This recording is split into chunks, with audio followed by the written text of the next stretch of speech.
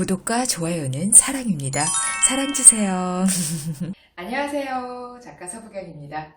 제가 근래 지인들 중에 일이 잘 풀린 분들이 계셔서 박수 쳐드릴 일이 많았어요. 너무 잘 됐다고, 수고 많으셨다고 이렇게 박수 쳐드리면서 응원을 해드렸거든요.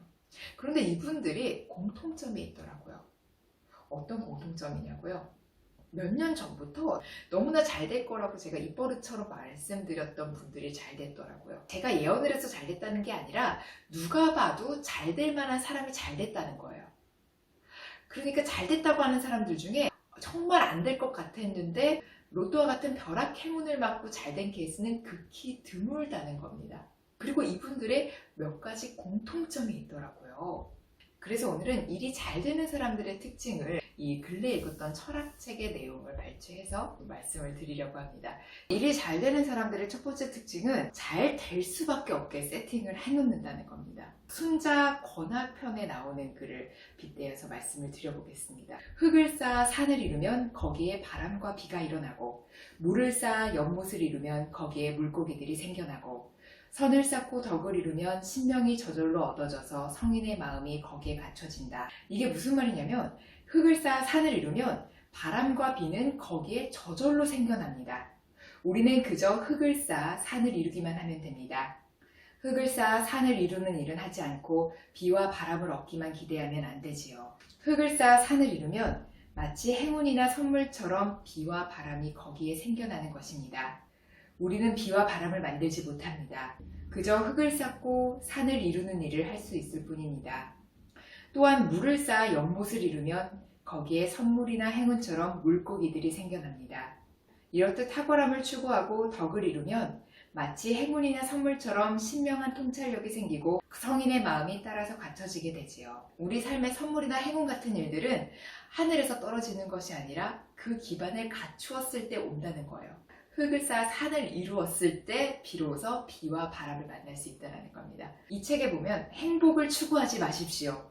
차라리 행복할 수밖에 없는 곳으로 인도하는 좋은 습관이나 근면성을 기르십시오. 그러니까 성공도 마찬가지인 것 같아요. 성공도 성공을 추구하지 말고 성공할 수밖에 없게끔 베이스를 닦아놓으라는 거죠. 적토성산이라고 하죠. 흙을 쌓아 산을 이루는 것이요. 여러분은 적토성산을 하고 계신가요? 여러분도 적토성산을 이루게 되면 여러분이 기다리던 바람과 비를 만나실 수 있을 겁니다. 두 번째 특징은 전술가보다 전략가가 많다는 겁니다. 여러분, 전략과 전술의 차이를 아십니까?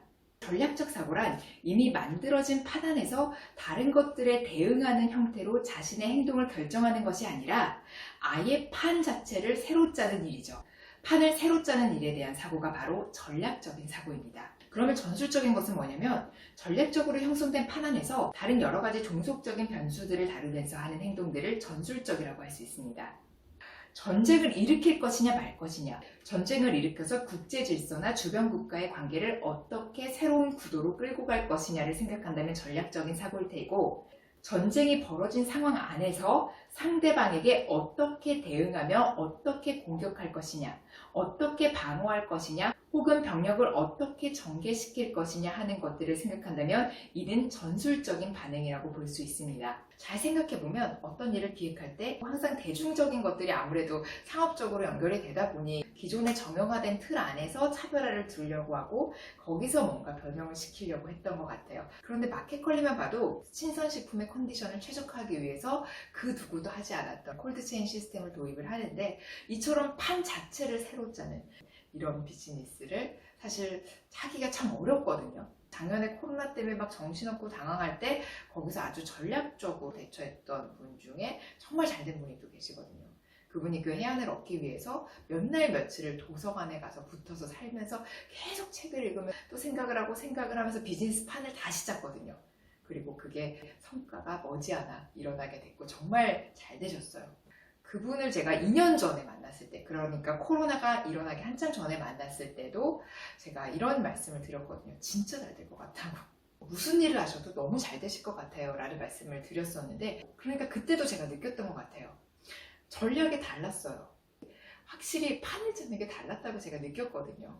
그런데 이 책을 읽으면서 다시 한번 이 전략적 사고에 대해서 생각을 하게 되었습니다.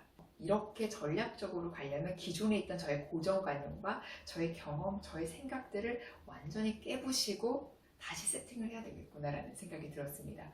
우리도 모르는 사이에 그 틀 안에 우리가 갇힐 때가 있더라고요. 제가 느낀 건 잘 되는 사람은 잘 될 수밖에 없게끔 모든 것을 세팅해 놓는다는 거죠.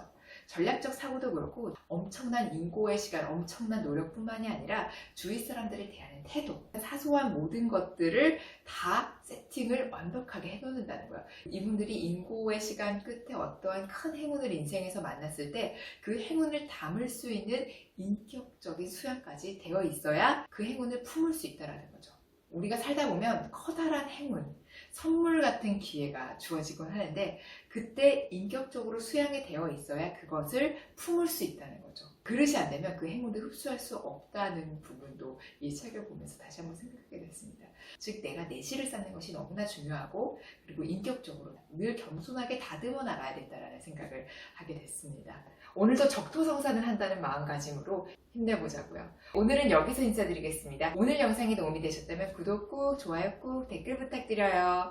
오늘도 함께 해주셔서 고맙습니다. 행복 가득한 기분 좋은 하루 되시길 바랍니다. 고맙습니다.